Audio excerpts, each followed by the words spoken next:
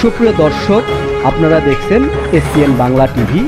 দেখুন ও সাবস্ক্রাইব করুন SPN Bangla TV, দেশ ও মানুষের কথা বলে। আমরা দেখতে পেয়েছি বিভিন্ন গুণীজন যাদেরকে আমরা টেলিভিশনে পর্দায় দেখতাম, তাদের সামনে আমরা বসতে পেরেছি। আজকের এই প্রোগ্রামে বিশেষ অতিথি হিসাবে আমন্ত্রিত হতে পেরে আমি নিজেকে ধন্যবাদ জানাচ্ছি। সংস্কৃতি বাণী, আলোর দিশা, মানুষের মনের গান, মাটির গন্ধে লুকিয়ে আছে বাঙালির আত্মপ্রাণ। শিল্প চোর আর সাহিত্যের ছোঁয়ায় বেঁচে থাকে মনুষ্যত্ব। সংস্কৃতি বাঁচলে বাঁচবে জাতি, এ সত্য নিরন্তর কথা। আমি ফ্রিল্যান্সার ফারুক, কুমিল্লা থেকে এখানে আসছি। বিগত 5 বছর ধরে ফ্রিল্যান্সিং এর সাথে আমি যুক্ত। এ পর্যন্ত প্রায় 1000 বায়ারের সাথে আমি বিদেশি রেমিটেন্সে কাজ করেছি এবং 25টি দেশের সাথে আমি কাজ করি।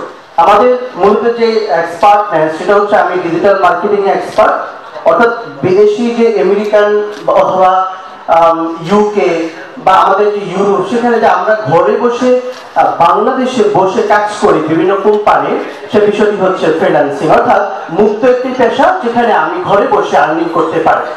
এ পর্যন্ত প্রায় এক্সপার্ট আইডি পার্ট এই প্রোগ্রামের স্পন্সর, পাশাপাশি এক্সপার্ট আইডি পার্ট এই পর্যন্ত প্রায় 6000 শিক্ষার্থীকে ফ্রিল্যান্সিং প্রশিক্ষণ দিয়েছে এবং ঘরে বসে রেমিটেন্স ইনকাম করছে। এবং ঢাকা সহ আমরা সারা বাংলাদেশের 66 জেলায় আমরা শাখা খুলছি এবং সেখানে আমরা আমাদের আইটি সেকশনের স্কিল ডেভেলপ করে তাদেরকে ডে বাই ডে কিভাবে নিজের বেকারত্বকে গুছিয়ে ইনকামে পৌঁছা যায়, কিভাবে আমরা এই বর্তমান সময়ে যেভাবে বেকার হচ্ছে একটি অভিশাপ, সেই অভিশাপ থেকে বেঁচে কিভাবে নিজেকে বিদেশি কোম্পানির কাছে স্কিল বিক্রি করে রেমিটেন্স ইনকাম করা যায়। বর্তমানে বাংলাদেশে প্রায় 47% স্নাতক পাশ বেকার আছে। এর কারণ হচ্ছে হয়তো সরকারের পক্ষে ওইরকম সংকুলান নেই, জবের সংকুলান নেই, এই জন্য আমাদেরকে আউটসোর্স করতে হয়, এই জন্য আমাদের বিদেশি কোম্পানির সাথে কাজ করতে হয় ঘরে বসে। এই বিষয়টি কিন্তু আপনি চাইলে করতে পারেন, অর্থাৎ ঘরে বসে না থেকে আপনি চাইলে কোনো একটি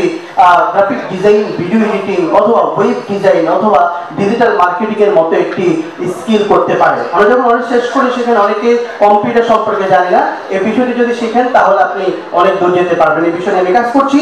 আজকের এই প্রোগ্রামে আসতে পেরে আমরা বুঝতে পেরেছি সংস্কৃতি হচ্ছে বাংলাদেশের একটি ভবিষ্যৎ। সেখানে যদি সংস্কৃতি নিয়ে আমি যদি কাজ করি তাহলে আমাদের ভবিষ্যৎ, আমরা তরুণ জাতি, সেই তরুণ কিন্তু বাংলাদেশের অর্থনীতিতে অনেক বড় ভূমিকা পালন করবে, অর্থাৎ এই তরুণরাই আগামী ভবিষ্যৎ। যদি সংস্কৃতি পরিবার থেকে সামাজিকভাবে, দেশীয়ভাবে সংস্কৃতি সেভাবে বেড়ে ওঠে, একজন মানুষ কখনোই, একজন স্টুডেন্ট কখনোই মাদকাসক্ত হবে না, একজন স্টুডেন্ট কখনোই খারাপ পথে যাবে না ইনশাআল্লাহ।